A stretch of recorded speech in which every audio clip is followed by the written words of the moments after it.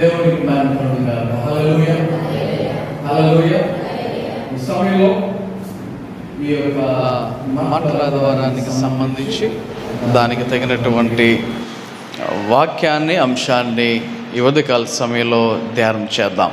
Mark సువార్త 11వ అధ్యాయము, mark సువార్త 11వ అధ్యాయము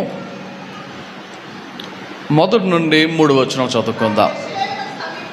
వారు యెరూషలేమునకు సమీపించి ఒలీవల కొండ దగ్గరనున్న బెత్ఫగే, బేతనియ అను గ్రామములకు వచ్చినప్పుడు ఆయన తన శిష్యులలో 2 చూచి,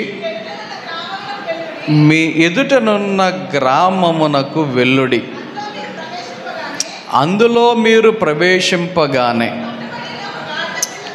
కట్టబడిన ఒక గాడిద పిల్ల కనబడును, దాని మీద ఏ మనుష్యుడును ఎప్పుడునూ కూర్చుండలేదు, దాన్ని విప్పి తోలుకొని రండి.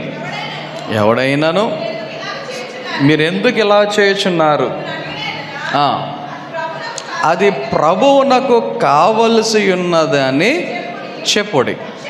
తక్షణమే అతడు దానిని ఇక్కడికి తోలి పంపునని చెప్పి వారిని పంపెను. చదవబడిన వాక్యాన్ని ఈ ఉదయకాల సమయంలో కొద్ది నిమిషాలు ధ్యానం చేద్దాం. ప్రతి మట్లాద వారము ఇంచుమించు ఈ యొక్క వచన భాగములను మనము చదువుతూ ఉంటాం. మరి చదివినటువంటి ఈ యొక్క వాక్య భాగాలను గనక మనం ఆలోచన చేస్తే, ఈ సందర్భం యేసయ్య యెరూషలేమునకు వచ్చుచున్నటువంటి సందర్భం. మరి ఆయన అంతకుముందు ఎప్పుడు రాలేదా అంటే చాలాసార్లు వచ్చారు. కానీ ఇప్పుడు వచ్చుచున్నటువంటి ఈ సందర్భం చాలా అంటే చాలా ప్రత్యేకమైనది. ఇది చాలా అంటే చాలా ఆశ్చర్యమైనది. ఎందుకు ప్రత్యేకమైనది, ఎందుకు ఆశ్చర్యమైనది అంటే, యేసయ్య మనందరి కొరకు తన యొక్క ప్రాణాన్ని అర్పించడానికి సిద్ధపడి వచ్చుచున్నటువంటి సమయం. మనుషులు తెలుసా, మనుషులు ఏం చేస్తున్నారు, జనాలు ఏం చేస్తున్నారు, అక్కడ వారందరూ కేకలు వేయచ్చు, హోసన్నా హోసన్నా హోసన్నా అని కేకలు వేయచ్చు, నీకు జయము నీకు జయము అని చెప్తూ వారందరూ మట్టలు పట్టుకొని చక్కగా వారు కేకలు వేయుచున్నటువంటి పరిస్థితి. వాళ్ళ ఉద్దేశములు ఏముంది అంటే, ఇంచుమించు ఒక 500 సంవత్సరాల నుండి మెస్సయ్య వస్తాడు, మెస్సయ్య వస్తాడు, మెస్సయ్య వస్తాడు, వచ్చి మమ్మల్ని విడిపిస్తాడు, వచ్చి మమ్మల్ని రక్షిస్తాడు అనేటువంటి ఉద్దేశముతో వారు అక్కడ మా కొరకు మెస్సయ్య వస్తున్నాడు, మెస్సయ్య వస్తున్నాడు, వచ్చి ఇప్పుడు ఆయన మమ్మల్ని రక్షిస్తాడు. వాళ్ళ ఉద్దేశం ఏంటంటే, ఈ రోమా ప్రభుత్వం నుంచి మమ్మల్ని రక్షిస్తాడు అనేది వాళ్ళ ఉద్దేశం. ఈ లోకానుసారమైనటువంటి ఆ రాజ్యములో ఈ యొక్క రోమ ప్రభుత్వాన్ని తీసివేసి యేసయ్య తన యొక్క రాజ్యాన్ని స్థాపించి ఆయన పరిపాలన చేస్తాడు అని అనుకునేటువంటి ఆలోచన ఎవరిది అంటే ఈ ప్రజలది. గమనించండి. అదే సమయంలో యెరూషలేము అనేటువంటి పట్టణములో అక్కడ కొంతమంది మరి పెద్దలున్నారు, కొంతమంది యాజకులు ఉన్నారు, కొంతమంది ప్రధాన యాజకులు ఉన్నారు. వారు యేసయ్య వచ్చుచున్నప్పుడు ఏంటి, ఈయనని ఎలా చంపాలి, ఈయనకి ఎందుకు ఇంతమంది జనాలు ఫాలో అవుతున్నారు, ఎందుకు ఇంతమంది జనాలు ఆయనను వెంబడిస్తున్నారు, కాబట్టి ఖచ్చితంగా ఈయనను చంపాలి అనేటువంటి ఉద్దేశముతో, ఆలోచనతో వారు అక్కడ కనబడుతున్నారు. అదే గుంపులో ఉన్నారు, అదే జనములో ఉన్నారు. చూడండి, అక్కడ యేసయ్య వచ్చుచున్నటువంటి సందర్భం ఒకసారే, కానీ ఆలోచనలు 2 రకాలుగా ఉన్నాయి. ఆయన వచ్చుచున్నప్పుడు జనసమూహం అందరూ ఉన్నారు. కానీ అదే జనసమూహములో జనాలు 2 ఆలోచనలతో ఉన్నారు. ఒకలేమో జయము, హోసన్నా అని సంతోషముగా కేకలు వేయుచున్నటువంటి గుంపు ఒకటైతే, మరొక గుంపు ఏముంది అందులోనే, అక్కడే ఈయనను ఎలాగా చంపాలి అంటే, ఇంగ్లీషులో ఒక చిన్న మాట చదివాను నేను, చీర్స్ అండ్ టీర్స్ అని. అంటే చీర్స్ అంటే సంతోషముతో కూడినటువంటి కేకలు, అదే సమయంలో టీయర్స్ అంటే ఏడుపు. కొంతమంది ఈయనని ఎలా చంపాలా గమనించండి. ఎక్కడైనా సరే మనుషులలో ఇటువంటి 2 రకాల స్వభావములు కలిగినటువంటి వారు ఉండటం అనేది సహజం. ఎక్కడైనా, ఏ దేశమైనా, ఏ భాష అయినా 2 ఆలోచనలతో ఉండేటువంటి పరిస్థితులు సర్వసాధారణంగా కనబడుతూ ఉంటాయి. మీరేమనుకున్నారంటే ఒక మాట చెప్తాను, అంటే నేను కొత్తగా చెప్పేది కాదు, సహజంగా జరిగేదే. ఒక ప్రభుత్వం ఏర్పడిన తర్వాత వారు చేసేటువంటి పనులు, ఆ ప్రభుత్వానికి సంబంధించినటువంటి వారేమో భలే ఉన్నాయి అంటారు, ప్రతిపక్షానికి సంబంధించిన వారేమంటారు ఏమీ బాగలేదు అంటారు. అవునా? బెనిఫిట్స్ పొందుకుంటారు, కానీ వాళ్ళ యొక్క ఆలోచన విధానం ఎలా ఉంటుంది, ఏం బాగలేదు. అదే పని, ఒకరేమో బాగుందంటారు, ఇంకొకరేమో బాగలేదు అంటారు. అవునా? ఇక్కడ కూడా జనాలలో అటువంటి 2 స్వభావాలు కలిగినటువంటి వ్యక్తులు మనకిక్కడ కనబడుతున్నారు. మనమందరం కలిసి కొన్ని విషయాలను ఆలోచన చేద్దాం. ఒకటి, ప్రజలు వారు సంతోషముతో కేకలు వేస్తున్నటువంటి పరిస్థితులు కనబడుతున్నాయి. అలాగే అదే యెరూషలేములో కొంతమంది పెద్దలు, లేకపోతే యాజకులు, శాస్త్రులు, ప్రధాన యాజకులు, వీరేమో ఈయనను ఎలా చంపాలా అనేటువంటి ఉద్దేశముతో వారు అక్కడ కనబడుతున్నారు. ఈ సిచ్యువేషన్లోనే ఇంకా కొంతమంది కనబడుతున్నారు మనకి. యేసయ్య కనబడుతున్నాడు. ఆయన జనాలకి ఎలా కనబడుతున్నాడంటే ఒక రాజుగా కనబడుతున్నాడు. యేసయ్య ఎలా కనబడుతున్నాడు? జనాలకి ఒక రాజుగా కనబడుతున్నాడు. ఇప్పుడు జనాలు ఏమనుకుంటున్నారంటే, ఈయన వచ్చి మమ్మల్ందరినీ రోమా ప్రభుత్వం వారి చేతుల నుండి కాపాడి రక్షించి ఈయన కొత్త రాజ్యాన్ని ఇక్కడ స్థాపిస్తాడు అనేటువంటి ఉద్దేశముతో ప్రజలు ఆలోచన చేస్తున్నారు. కానీ యేసయ్యకు తెలుసు ఆయన వచ్చే ఈ యొక్క సందర్భం ఇక్కడ రాజ్యాన్ని స్థాపించడానికి కాదు. ఎక్కడ రాజ్యం స్థాపించడం? పరలోకములో రాజ్యాన్ని స్థాపించడానికి ఇప్పుడు నేను ఇక్కడికి వస్తున్నాను అనేటువంటి ఉద్దేశముతో యేసే ఉన్నాడు.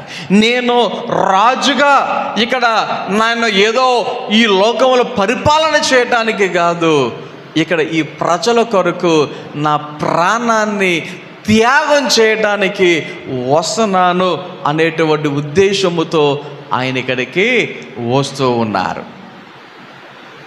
ఆ తర్వాత ఇంకా యేసయ్యతో పాటుగా ఇంకా ఏం కనబడుతున్నది అంటే, బెత్పగే అనేటువంటి ఒక ప్రాంతము కూడా కనబడుతూ ఉంది. ఏం కనబడుతుంది? బెత్పగే అనేటువంటి ప్రాంతము కూడా కనబడుతూ ఉంది. ఈ బెత్పగే అనేటువంటి ఈ ప్రాంతము దేనికి ప్రసిద్ధో తెలుసా? అంజూరపు చెట్లకు ప్రసిద్ధి. ఈ బెత్పగే అనేటువంటి ప్రాంతం అంజూరపు కాయలకు, అంజూరపు చెట్లకు ఆ ప్రాంతం అనేది ప్రసిద్ధి. అటువంటి ప్రాంతానికి వచ్చిన తరువాత యేసయ్య ఏం చేస్తున్నారంటే ఇద్దరు శిష్యులను పిలిచాడు. యేసయ్య ఒక ఇద్దరు శిష్యులను పిలిచాడు. పిలిచి వారికి చెప్పినటువంటి మాట ఏంటి అంటే ఏమంటున్నారు? మీరు మీ ఎదుటున్న గ్రామమునకు వెళ్ళుడి, అందులో మీరు ప్రవేశింపగానే కట్టబడి ఉన్న ఒక గాడిద పిల్ల కనబడును. కట్టబడి ఉన్న గాడిద పిల్ల కనబడును. ఏం చేయాలి? దానిని విప్పి మీరు తోలుకొని రండి. ఇప్పుడు కొన్ని విషయాలను ఆలోచన చేద్దాం. అంటే ఇప్పుడు మనం ఆలోచన చేయటానికి కొద్దిగా కష్టమే. ఇది మనం ఆలోచించడానికి కొద్దిగా కష్టమే. ఎందుకంటే ఇప్పుడు గేదెలు కట్టబడి ఉంటాయి, దూడలు కట్టబడి ఉంటాయి. అర్థమవుద్దు మనకి. గాడిదను కట్టబడి ఉంటే ఈ రోజుల్లో గాడిదలు ఎవరైనా కాచుకుంటున్నారా? ఈ రోజుల్లో గాడిదలను ఎవరైనా పెంచుకుంటున్నారా? ఆ రోజుల్లో గాడిదలు పెంచుకునేవారు. ఆ రోజుల్లో గాడిదలను ఇంటిలో పెంచుకునేటువంటి వారు. ఎందుకంటే సామాను మోయటానికి, బరువులు మోయటానికి ఆ రోజుల్లో ఉన్నటువంటి ఆయుధం, లేకపోతే ఆ రోజుల్లో ఉన్నటువంటి వాహనం, ఆ రోజుల్లో వారికి ఏది అంటే గాడిద మాత్రమే. కాబట్టి ఆ రోజుల్లో గాడిదలను ఏం చేసేవారు? పెంచుకునేవారు. ఒంటెలను కూడా పెంచుకునేవారు. ఎందుకో తెలుసా? ప్రయాణాలు చేయడానికి.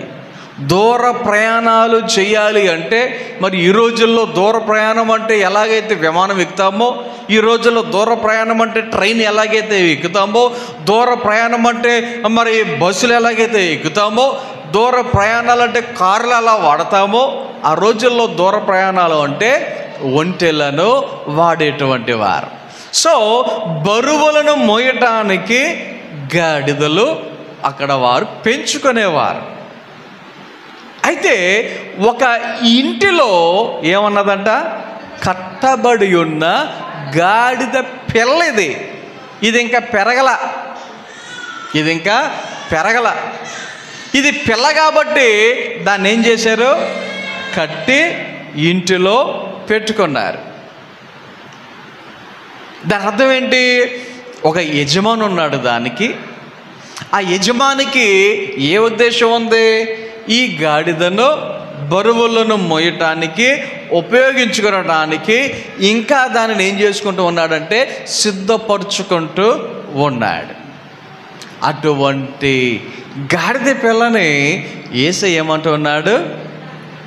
విప్పి తోలుకొని రండి అని తన శిష్యులతో చెప్పినట్లుగా వాక్యములో మనకి కనబడుతూ ఉన్నది. ఓకే, ఇప్పుడు మరి ఒక ఇంటికి వెళ్ళి ఒక గాడిద పిల్లను, కట్టబడినటువంటి గాడిద పిల్లని ఇప్పి తోలుకుని వస్తే ఇంటి యజమానులు ఏమంటారు? తీసుకెళ్ళి అంటారా? ఎవరైనా కొత్త వాళ్ళు వచ్చి ఇప్పుతా ఉంటే, ఒకవేళ మన ఇంట్లోది ఎవరైనా ఇప్పితే మన స్పందన ఎలా ఉంటుంది? రేయ్ ఎవడ్రా అని కర్ర తీసుకుని బయటికి రావటమో, కేకలు వేయటమో జరగదా? అక్కడ కూడా అదే పరిస్థితి. వాళ్ళు కూడా అడుగుతున్నారు, ఏం చేస్తున్నారు అక్కడ అని. అయితే దేవుని యొక్క వాక్యంలో మనకు తెలుసు, అలాగ అడుగుతారు. అడిగినప్పుడు మీరు ఏం చెప్పాలో కూడా, ఏ మాట చెప్పాలో కూడా యేసయ్య తన శిష్యులతో చెప్పడం కూడా జరిగింది. ఏమని? ఇది ప్రభువునకు కావలసి ఉన్నది అని చెప్పుడి. మిమ్మల్ని అడుగుతారు, అడిగినప్పుడు మీరు చెప్పవలసిన జవాబు ఏంటి అంటే ప్రభువునకు కావలసి ఉన్నది. ప్రభువునకు కావలసి ఉన్నది. రైట్. ఈ యొక్క ఉదయకాల సమయంలో నా ప్రసంగ అంశం కూడా ఇదే, ప్రభువునకు కావలసి ఉన్నది. ఆయనకు కావాలి అని అనుకున్నది ఆయన ఇప్పుడు ఏం చేస్తున్నాడు? తీసుకురండి అని తన శిష్యులను పంపిస్తున్నాడు. ఇప్పుడు పిల్లలు తల్లిదండ్రులను ఏమైనా అడిగారు అనుకో, మనం తీసుకొస్తామా తీసుకురామా? మొన్న రీసెంట్గా పోయిన వారం అనుకుంటా బయటికి వెళ్తున్నా, మా నైష నా దగ్గరకు వచ్చి, డాడీ వేడిగా ఉంది కదా, ఐస్ క్రీమ్ తేవా అంది. ఏంటంట, వేడి ఉంది కదా ఐస్ క్రీమ్ తేవా అంది. వేడిగా లేదు అంటాక లేదు నాకు, నిజంగా ఎండలో మాడిపోతున్నాయి, ఏం చేయాలో అర్థం కాల. ఒకవేళ ఐస్ క్రీములు తింటే ఏం జరుగుద్ది? మన ముక్కులోంచి క్రీములు గారుతాయి. సో ఇవన్నీ ఆలోచన చేసి, సరే ఐస్ క్రీమ్ వద్దులే, ఎలాగో ఐస్ క్రీమ్ అంది కాబట్టి వాళ్ళ మైండ్లో ఏంటంటే చల్లది ఏదైనా కావాలనే ఉద్దేశం ఉంది కాబట్టి ఐస్ క్రీమ్కి బదులు శాండ్విచ్ అని చెప్పేసి ఒకటి ఉంటుంది, ఐస్ క్రీమ్ శాండ్విచ్ లాంటిది. అది కూలింగ్ అనమాట. అది చాలా చిన్నది, 5 రూపాయలే, పెద్ద ఎక్కువ ఖరీదు కూడా కాదు అని ఆ చిన్నది తీసుకొని వచ్చాను. నేను తీసుకొచ్చి ఇచ్చాను. అబ్బా మామూలు ఖుషి కాదు, ఎంత హ్యాపీ అయిపోయిందో గమనించండి. ఇప్పుడు పిల్లలు ఏదన్నా అడిగితే ఏం చేస్తాం? పెట్టడానికి ప్రయత్నం చేస్తాం.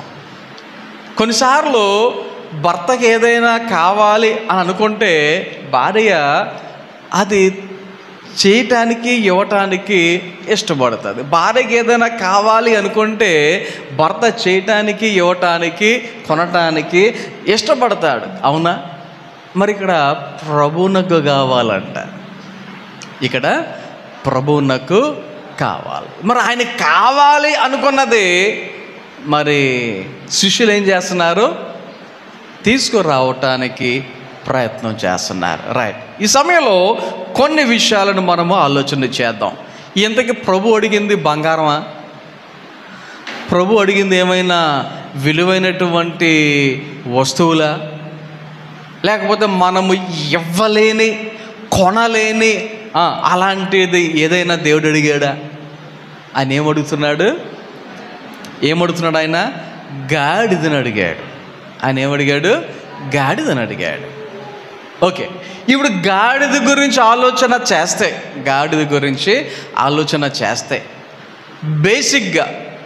బేసిక్గా పాత నిబంధనలో దేవుడిచ్చినటువంటి కొన్ని నియమాలను బట్టి అది అపవిత్రమైన జంతువుల కోవలకు వస్తుంది. గాడిద అనేది ఏ కోవకి చెందినది? అపవిత్రమైనటువంటి జంతువుకు సంబంధించినదిగా ఒక గాడిద మనకు కనబడుతుంది. ఎందుకంటే దేవుడు కొన్ని తినొచ్చు, కొన్ని తినకూడదు అని చెప్పినటువంటి సందర్భంలో పవిత్రమైనవి తినొచ్చు, అపవిత్రమైనవి తినకూడదు అని చెప్పినటువంటి సందర్భంలో ఆయన కొన్ని జంతువుల విషయంలో కాలి డెక్కలు, ఏ అయితే కాలుకు డెక్కలు ఉంటాయో ఆ యొక్క డెక్కలకు చీలినవి లేకపోతే అవి మీరు తినకూడదు అని చెప్పాడు.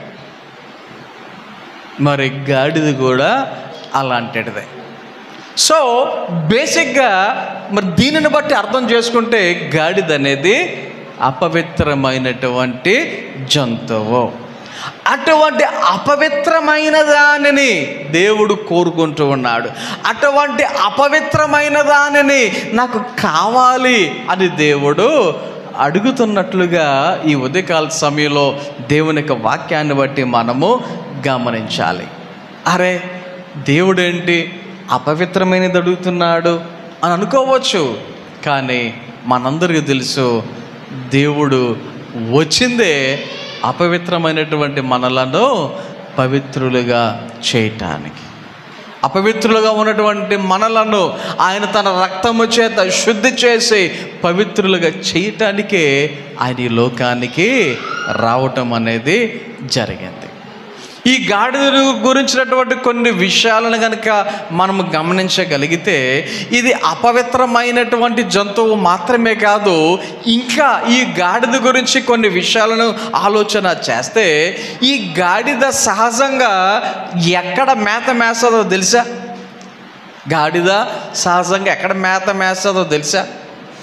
ఎత్తైనటువంటి ప్రాంతాలు ఎక్కడున్నదో చూసుకుని అక్కడికి వెళ్ళి అక్కడ మేత మేస్తుంది. గాడిద యొక్క స్వభావం అలాంటిది. గాడిద స్వభావం అటువంటిది. ఎక్కడ మేత మేస్తుంది? ఎత్తైనటువంటి ప్రాంతం ఎక్కడుందో చూసుకొని అక్కడికి వెళ్ళి మేత మేస్తుంది. దేవుని యొక్క వాక్యములో యోబు గ్రంథము 39వ అధ్యాయంలో చదివితే అక్కడ గాడిదను గురించినటువంటి కొన్ని విషయాలు ఆ యొక్క అధ్యాయములో మనము గమనించవచ్చు. 39వ అధ్యాయము చూడండి, 5వ వచనం చదువుదాం. ఎవడు విప్పినవాడు ఎవడు?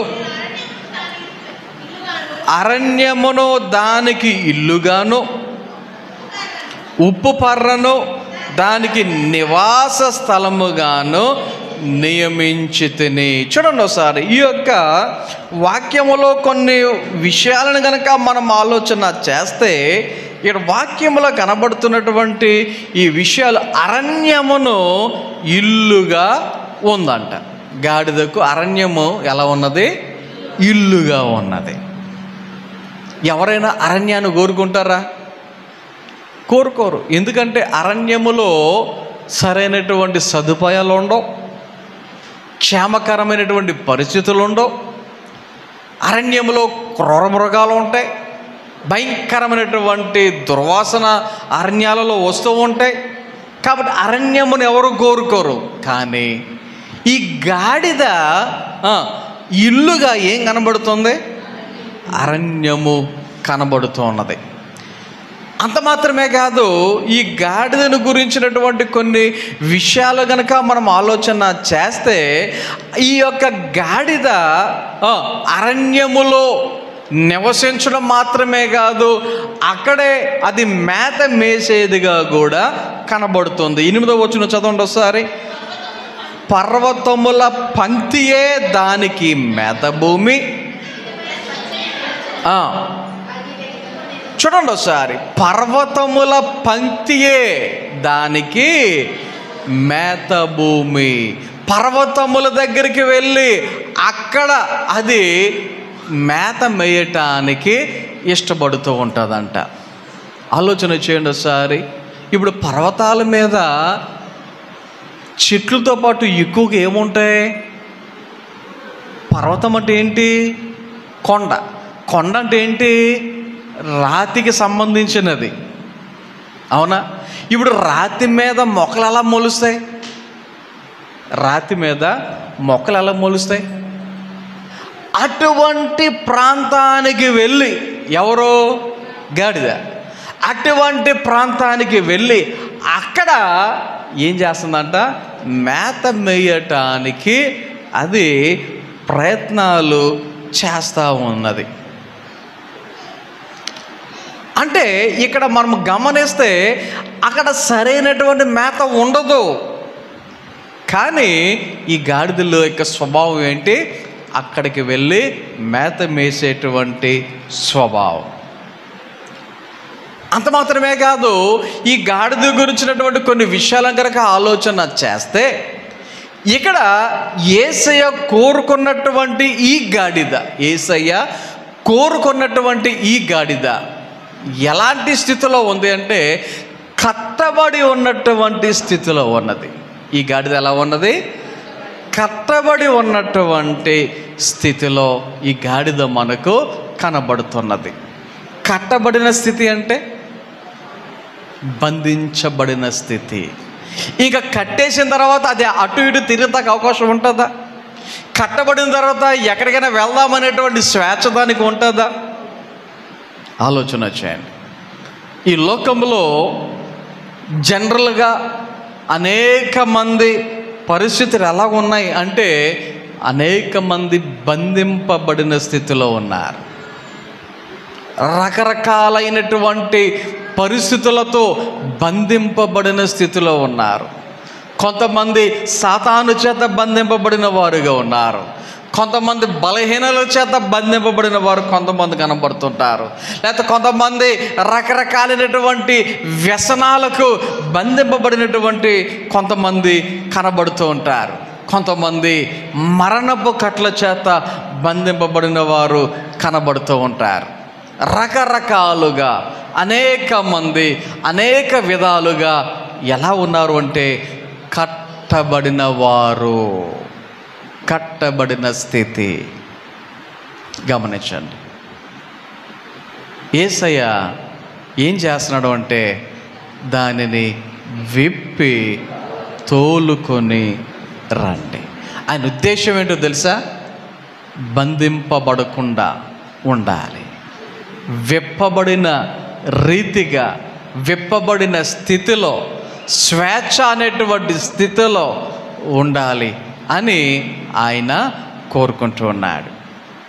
అయితే దేవుని యొక్క వాక్యములో కొన్ని విషయాలు కనుక ఆలోచన చేస్తే దాన్ని విప్పి తోలుకొని వస్తూ ఉన్నారు, దానిని విప్పి తోలుకొని వస్తూ ఉన్నారు. గాడిద స్వభావం ఏంటో తెలుసా? గాడిద స్వభావం ఏంటో తెలుసా? ఎవరిని దగ్గర రానివ్వదు. గాడిద ఏం చేయదు? ఎవరిని దగ్గరకు రానివ్వదు. ఒకవేళ ఎవరైనా దగ్గరికి వెళ్తే ఏం చేస్తుంది? దగ్గరికి వెళ్తే ఏం చేస్తుంది? కరవదు, పొడవదు. ఏం చేస్తుంది తెలుసా? గాడిద వెనకాల రెండు కాళ్ళతో తొంతుంది. గాడిద స్వభావం ఏంటి? వెనకాల ఉన్నటువంటి రెండు కాళ్ళతో తొంతుంది. గాడిద తన్నితే ఎలాంటి వాళ్ళైనా ఎగిరి కింద పడాల్సిందే. గాడిద తన్నితే ఎవరైనా ఎగిరి కింద పడవలసిందే. మీరు ఎప్పుడైనా ఈ మాట విన్నారో లేదో నాకు తెలియదు, కానీ చిన్నప్పుడు పిల్లలు మరి తల్లిదండ్రులు పక్కన పడుకుంటారు, వాళ్ళు కదులుతూ ఉంటారు, చేతులు తగులుతూ ఉంటాయి, కాళ్ళు తగులుతూ ఉంటాయి, కామనే. పిల్లలు కొద్దిగా పెద్ద అయ్యారు అనుకో, అప్పుడు వాళ్ళ కాళ్ళు తగులుతున్నప్పుడు తల్లిదండ్రులు తెల్లారిన తర్వాత ఏమంటారు తెలుసా? గాడిద తన్నాడండి మావాడు అంటారంటరా. గమనించండి, అంటే గాడిద స్వభావం ఏంటి? తన్నేటువంటి స్వభావం ఒకటి. రెండు, మనుషుల మధ్యలో గాడిద అనేది ఉండదు. అది దూరంగా వెళ్ళిపోద్ది, పారిపోద్ది. దగ్గరికి ఎవరు వచ్చినా తన్నుద్ది. ఎక్కువ మంది వచ్చారంటే అది బెదిరిపోయి దూరంగా పారిపోద్ది. కానీ ఇక్కడ యేసయ్య తోలుకొని రమ్మన్నటువంటి ఈ గాడిదని మీరు గమనించండి. అదేం చేస్తుంది అంటే కాముగా. యేసయ్యతో పాటు ఎంతమంది జనం ఉన్నారు? వేల మంది ఉన్నారు. కానీ బెదిరిందా? పోనీ ఎవరైనా తన్నిందా? ఆలోచన వచ్చాను. యేసయ్య దగ్గరికి వచ్చిన తరువాత ఆ గాడిద తన స్వభావాన్ని మొత్తం ఏం చేసేసుకుంది? మార్చుకుంది. గాడిద యేసయ్య దగ్గరకు వచ్చిన తర్వాత ఏమైంది? తన యొక్క స్వభావం అంతా కూడా మారిపోయింది. తనడం మానేసింది, అరవడం మానేసింది, దూరంగా పారిపోవడం మానేసింది. అందరితో పాటు ఇది కూడా ఒకటిగా ఏం చేస్తుందంటే చక్కగా నడుస్తూ ఉంది. అసలు ఈ గాడిదను తీసుకుని రమ్మన్నప్పుడు యేసయ్య చెప్పినటువంటి కొన్ని గుర్తులు ఉన్నాయి కదా. మీ ఎదుటనున్న ఒక గ్రామానికి వెళ్ళుడి, అక్కడ మీకు కట్టబడినటువంటి ఒక గాడిద పిల్ల కనబడుతుంది అని చెప్పారు కదా. అది తెలుగులో అయితే మనకి అలాగున్న ఉంది, కానీ ఇంగ్లీష్ బైబిల్లో చూస్తే రెండు రోడ్లు ఎక్కడైతే కలుస్తాయో ఆ రెండు రోడ్ల దగ్గర కట్టబడి ఉన్నది అని ఇంగ్లీష్ బైబిల్లో స్పష్టంగా ఈ మాట వ్రాయబడి ఉన్నది. రెండు రోడ్లు కలిసి ఉన్నటువంటి మార్గం, రెండు రోడ్లు కలిసినటువంటి ప్రాంతం అని. ఈ రోజుల్లో దేవుని బిడ్డలుగా ఉంటున్నటువంటి మనం, విశ్వాసులుగా ఉన్నటువంటి మనం, క్రైస్తవులం అని చెప్పుకున్నటువంటి మనలో చాలామంది ఇప్పటికీ ఎలా ఉంటున్నారంటే రెండు తలంపులు కలిగినటువంటి వారుగా, రెండు స్వభావాలు కలిగిన వారుగా.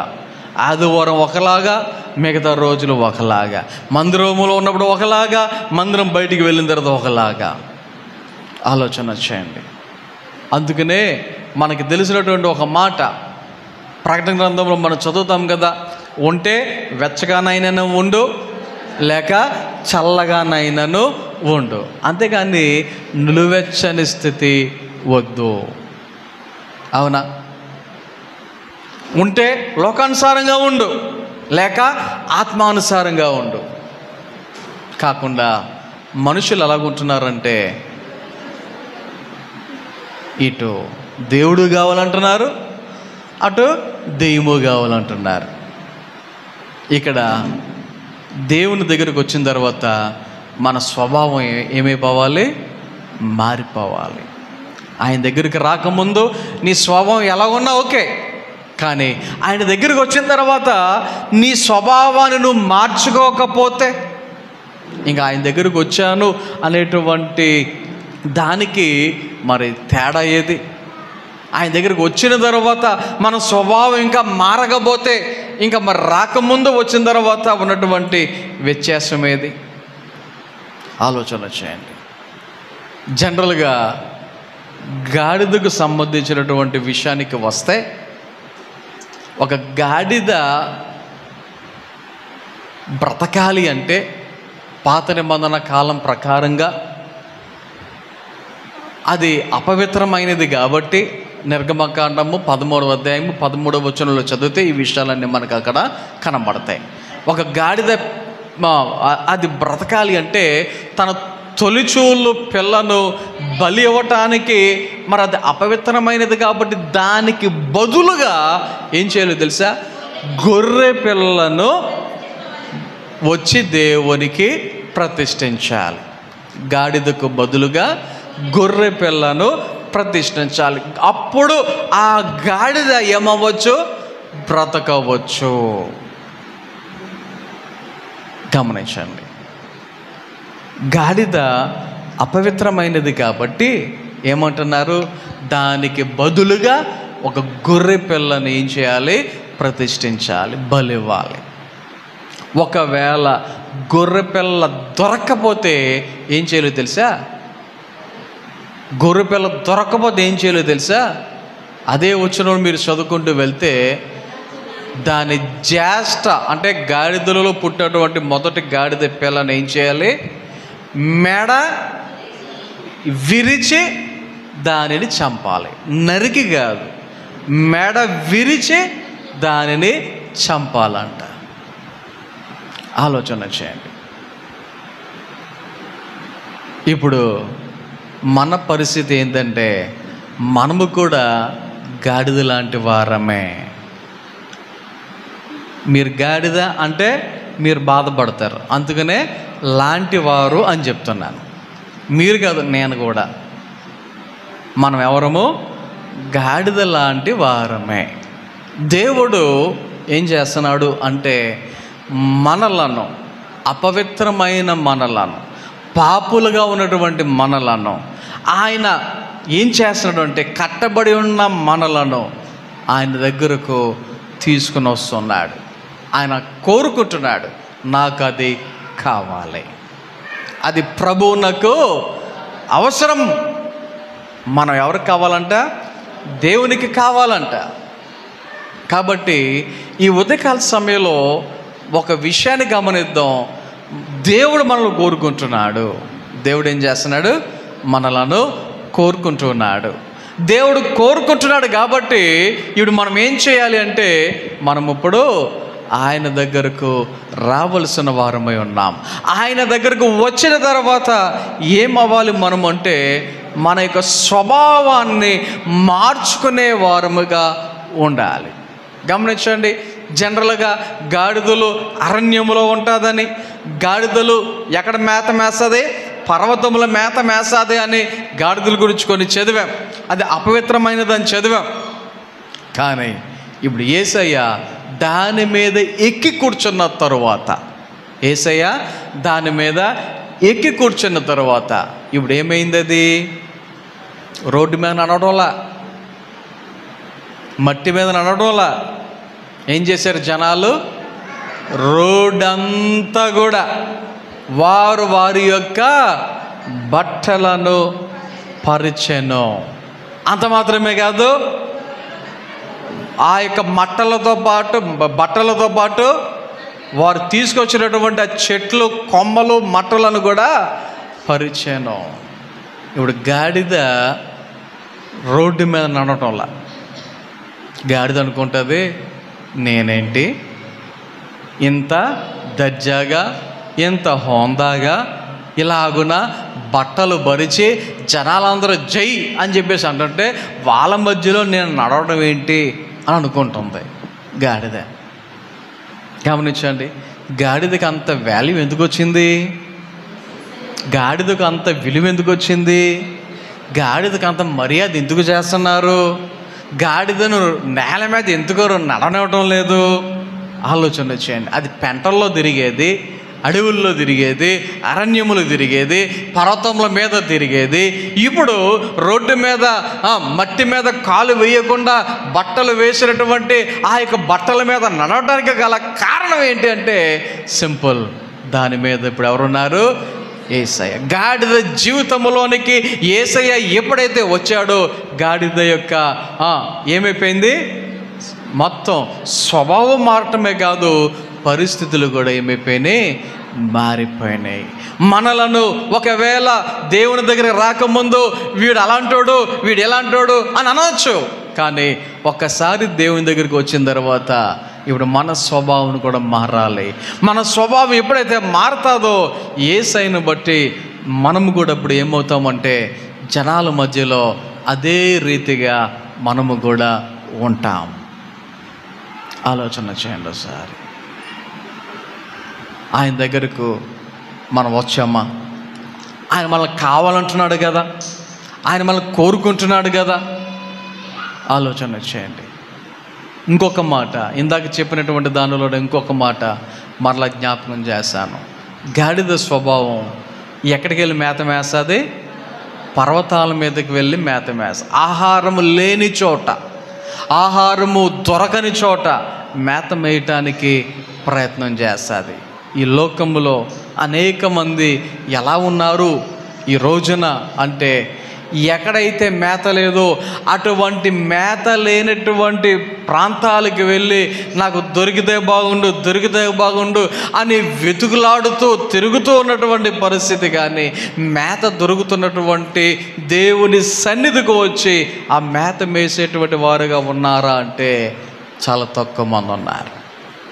మేత దొరుకుతున్న ప్రాంతంలో చాలా తక్కువ మంది కనబడుతున్నారు.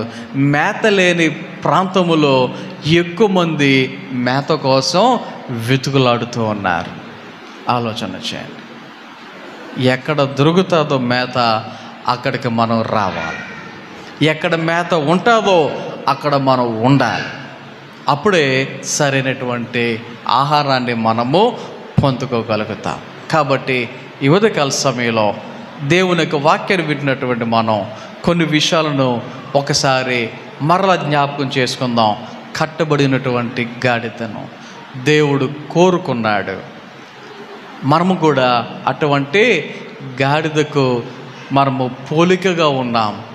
మనల్ని దేవుడు కోరుకుంటూ ఉన్నాడు. మన కట్లను విప్పడానికి ఆయన సిద్ధంగా ఉన్నాడు.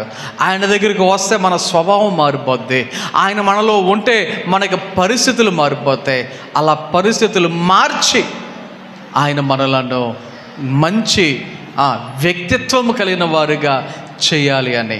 ఈ లోకములో మన యొక్క జీవితం అయిపోయిన తర్వాత అసలైనటువంటి జీవితాన్ని మనము జీవించడానికి సిద్ధపరచడానికి తీసుకుని వెళ్ళటానికి ఆయన మన కొరకు రక్తాన్ని చిందించి ప్రాణాన్ని త్యాగం చేయటానికి వచ్చినటువంటి రోజే ఈరోజు.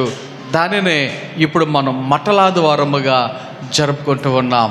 మరి ఆయన వచ్చినటువంటి కారణాన్ని జ్ఞాపకం చేసుకొని మనమందరము ఒకసారి మనకి జీవితాలను పరిశీలన చేసుకొని ఆయన కోరుకుంటున్నటువంటి మనము ఆయన దగ్గరికి వచ్చి మన స్వభావాన్ని మన పరిస్థితులను మార్చుకుందాం. కొద్ది మాటలు దేవుడు మనందరి వినికిడిలో ఫలింపచేసి నడిపించును గాక. ఆమేన్. ప్రార్థన చేసుకుందాం. అందరూ కూడా తలలు వంచండి, కళ్ళు మూసుకోనండి. ప్రార్థన. మమ్మల్ని మిగిలిగా ప్రేమించుచున్న మా ప్రియ పరలోకపు తండ్రి, నీ ఘనమైన నామమునకు వందనాలు స్తోత్రాలు తెలియజేసుకుంటూ ఉన్నాం. ఈ ఉదయకాల సమయంలో నీ సన్నిధికి నడిపించే విధానాన్ని బట్టి వందనాలు, స్తోత్రాలు. నీ వాక్యానుసారముగా మేము జీవించడానికి, ఎదగటానికి, వర్ధిల్లటానికి సహాయం చేయమని ప్రార్థన చేస్తున్నాం. దేవా, ప్రార్థన చేసిన రీతిగా పాటల్లో, వాక్య పఠనంలో, ఆరాధనలో తోడుగా ఉన్న విధానాన్ని బట్టి వందనాలు. నీ వాక్యమును ధ్యానించడానికి ఇచ్చిన అవకాశాన్ని బట్టి వందనాలు. దేవా, మీరు మమ్మల్ని కోరుకుంటున్నటువంటి రీతిగా మేము నీ దగ్గర రావటానికి, వచ్చిన తర్వాత మా యొక్క స్వభావాన్ని మార్చుకొని దేవా నీకు ఇష్టలుగా మేము జీవించడానికి కృప చూపించమని ప్రార్థన చేయొచ్చు ఉన్నాం.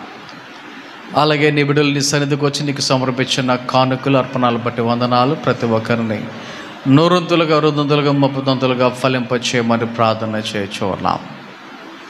దేవా, ఈ వారంలో జరగబోయే ప్రతి కార్యక్రమంలో, ప్రార్థనల్లో తోడుగా ఉండమని, సహాయం చేయమని ప్రార్థన చేయొచ్చు ఉన్నాం. దేవా, ఎవరికి ఎటువంటి అవసరతలు ఉన్నాయో సమస్య మెరిగిన దేవుడవు, నీ కృపలో వారికి సహాయం దయచేయండి.